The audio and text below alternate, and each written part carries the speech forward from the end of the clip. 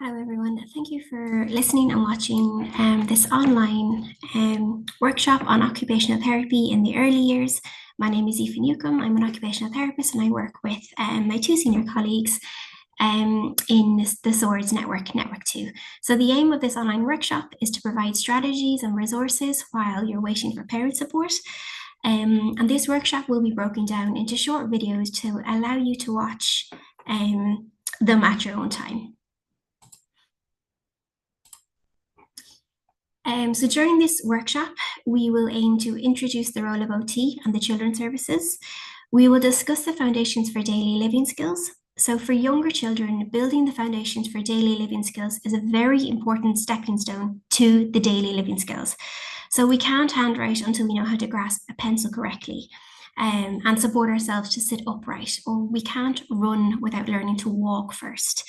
And without developing our sensory system, it may be more difficult to correctly interpret information from our senses, causing difficulty navigating the environment and also to remain regulated. So with young children, we look to develop the foundations for all of these skills.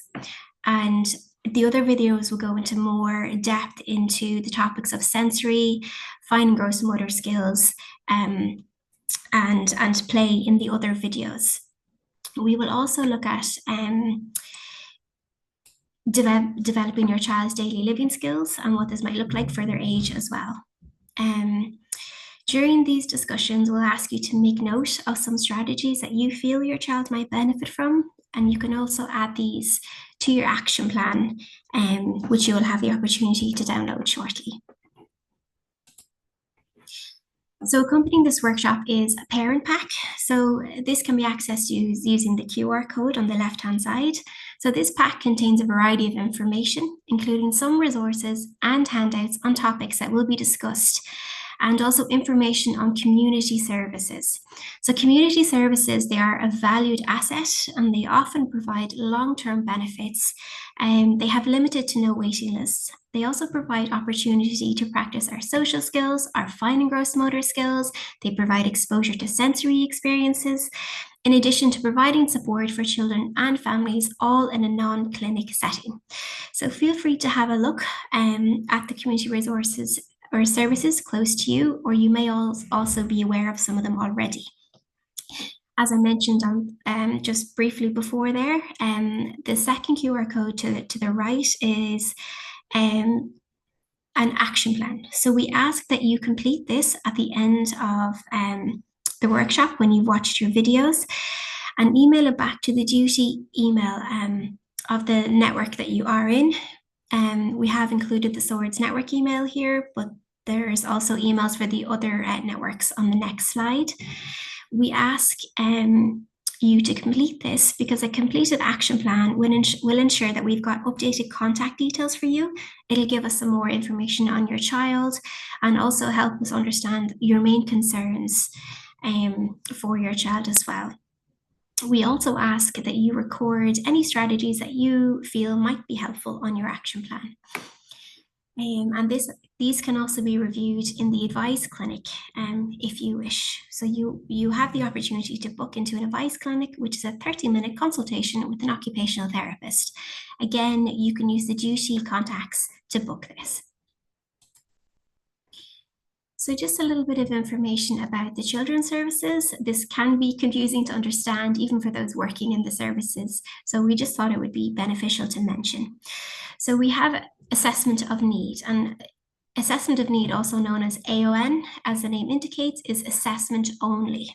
So assessment of need identifies the health needs of your child and the health services required to meet those needs. AON is also diagnostic, so they can assess to investigate if your child has a disability. AON is a separate service from primary care and the Children Disability Network team. You do not need to refer to assessment of need to refer into primary care or Children Disability Network team. Sometimes there's a misconception about that. With primary care and CDNT, with CDNT is the Children Disability Network team, a child typically cannot be open to both services. So a child can either be open to primary care or Children Disability Network team. And this is dependent on the needs of your child.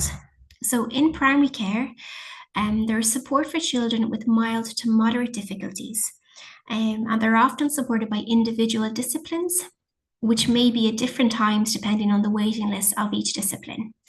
And the support is often brief, it's a targeted episode of care, and the child is then discharged. So it's what's known as episodic.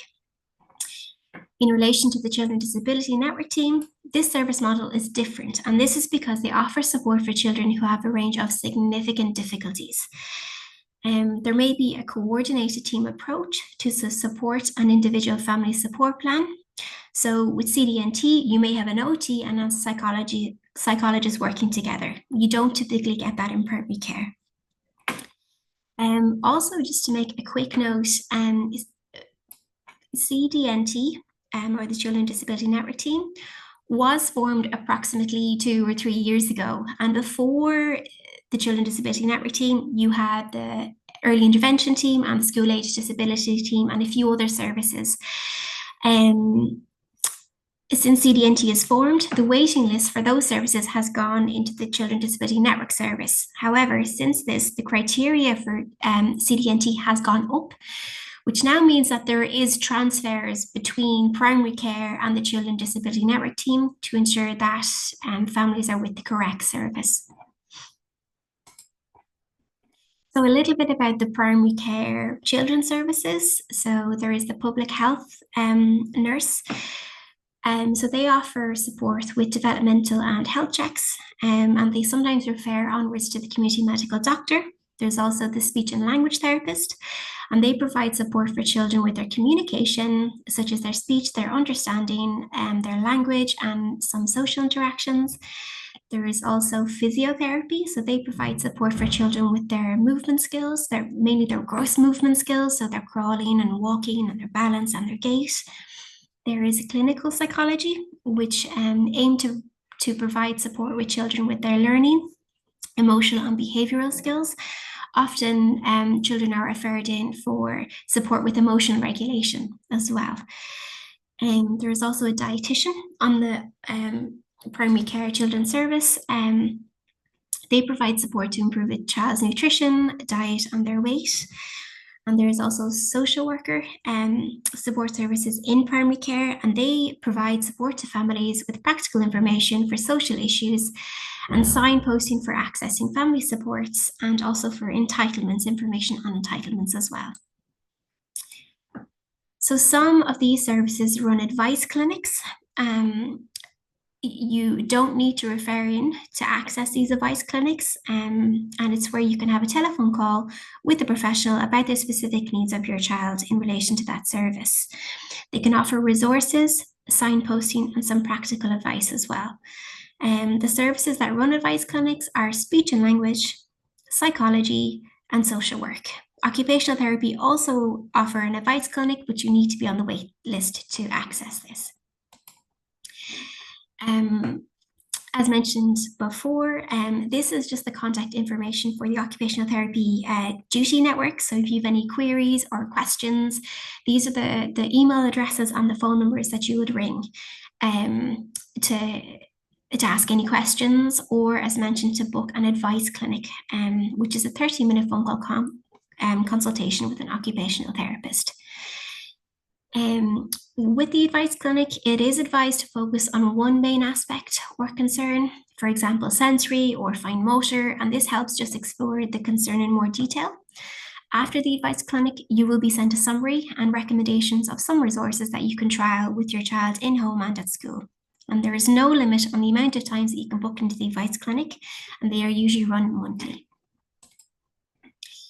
So just a bit of information on how to refer to the children's services. So this is a referral form. It's a new referral form.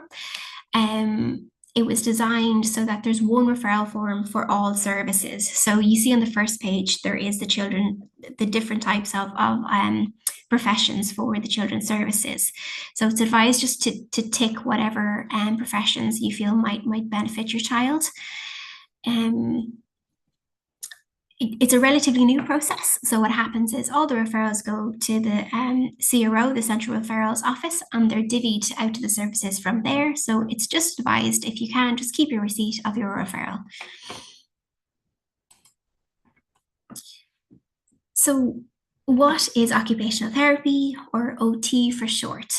So an occupational therapist's focus is on function and performance and how to support your child's ability to develop their skills to participate in everyday activities. So these activities can be in play, preschool, and at home. And our fine and gross motor and sensory systems can have an impact on engaging in these activities. So OTs look at supporting three main areas. The first area is self-care. So self-care skills are the activities we do to look after ourselves. And these include dressing and putting on and off our coats or our shoes or our jumpers, toileting, looking at toileting readiness, bathing, showering, maybe feeding ourselves, using a beaker or using cutlery. Anything that we do to look after ourselves would be classed as self-care activities. So the next one would be preschool activities. So these activities include things like pre-writing skills, or coloring, cutting, jigsaws, arts and crafts, and maybe being able to sit upright at a desk and participate in games, and also maybe some support around attention and concentration. So the third area that OTs offer advice and support in is with play or leisure activities. So this again includes engaging in activities in the playground, extracurricular activities, ball games, riding a bike or scooter, anything that it encourages to get involved with play. So we briefly mentioned the foundation skills, which are very important for developing our daily living skills. So foundation skills that are supported by OTs in the early years include our sensory processing skills. So this is the ability to take in information from your senses, interpret them, and make an appropriate response. So if we place our hand on a hot stove, we pull away quickly to prevent burning. Okay, that's a sensory processing event. There is 5 well-known senses, including our taste, touch, smell, and hearing. However, there's 3 further senses which aren't talked about but are very important. So our body awareness, known as proprioception, we have our balance and movement, known as vestibular, and we have our interoception sense, and this is what happens internally. And these will all be discussed further in the sensory processing video. Sensory processing is the building blocks for higher functional skills. So when we look at handwriting, we use sensory information from our eyes to read the words from the page. We use information from our proprioception sense to let us know where our body position is in space. So are we seated on the chair? Are our forearms are on the table? And we also use our sense of touch and body awareness to hold the pencil with the correct grip and the correct pressure. So without sensory information, a task such as handwriting would actually be very difficult. So sensory processing is very important, both to engage in daily in daily living skills, but also as a foundation skill. It's very important. Gross motor skills are also supported by occupational therapists, and these are the larger movements in the body. So they include things like balance, coordination, muscle strength, stability, and endurance. And gross motor movements can include things like crawling, walking, and running. Gross motor skills are also supported by physiotherapy as well. So if you feel like there is some difficulty with your child in relation to the gross motor movements, they may also benefit from a referral to physiotherapy. OTs also offer support with fine motor skills. So these refer to the smaller movements, usually to do with our hands and our fingers.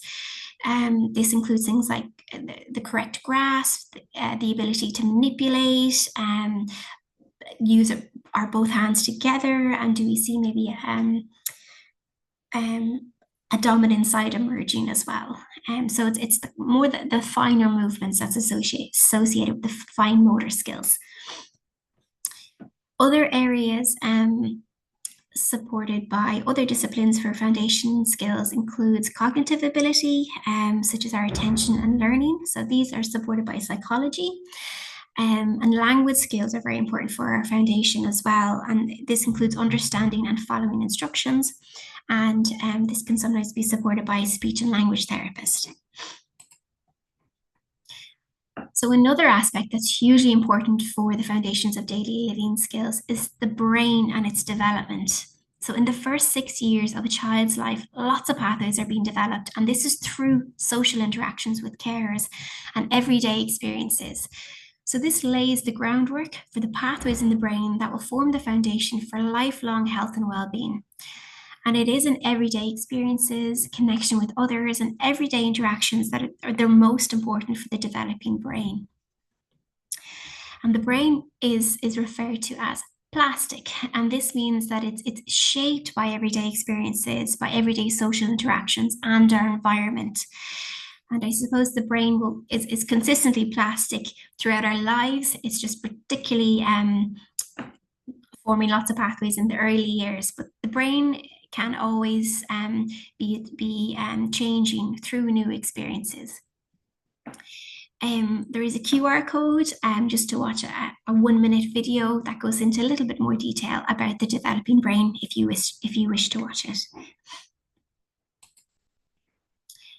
So as we mentioned, the importance of foundational skills, this is just kind of a nice visual to represent this. If we have good development of our foundational skills, this will lead to a good ability to develop life skills as we grow. Okay. So I'm just going to mention a little bit about our service pathway in occupational therapy. What does OT in primary care look like? So as mentioned briefly before, our support is episodic. So when your child reaches the top of the waiting list, an OT will get in contact with you to discuss or to book an OT consultation. And this is where you can discuss your main concerns and issues.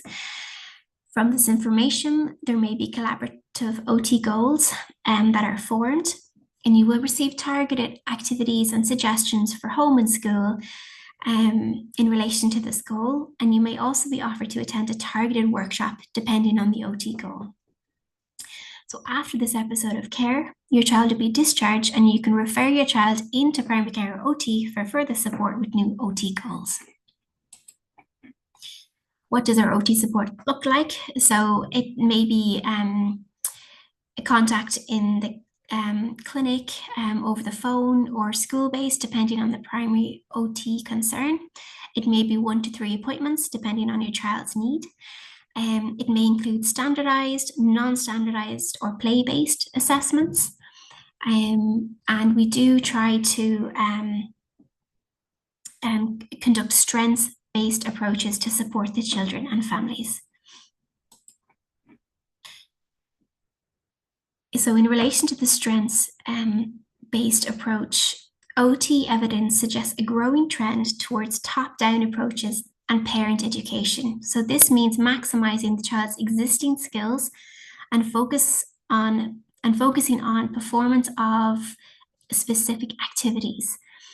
So this includes the context the activities are taking place in, looking at the environment and the roles and the routines in relation to the activity. So where do we need to do the activity? What are the barriers? And is there any suggestions to overcome this? So in OT primary care, we will provide information and strategies for parents and teachers to support their children in developing functional skills at home and at school. Current research strongly supports this way of working for achieving consistently best outcomes for children. By empowering parents and key adults in a child's life, there is potential for great positive change.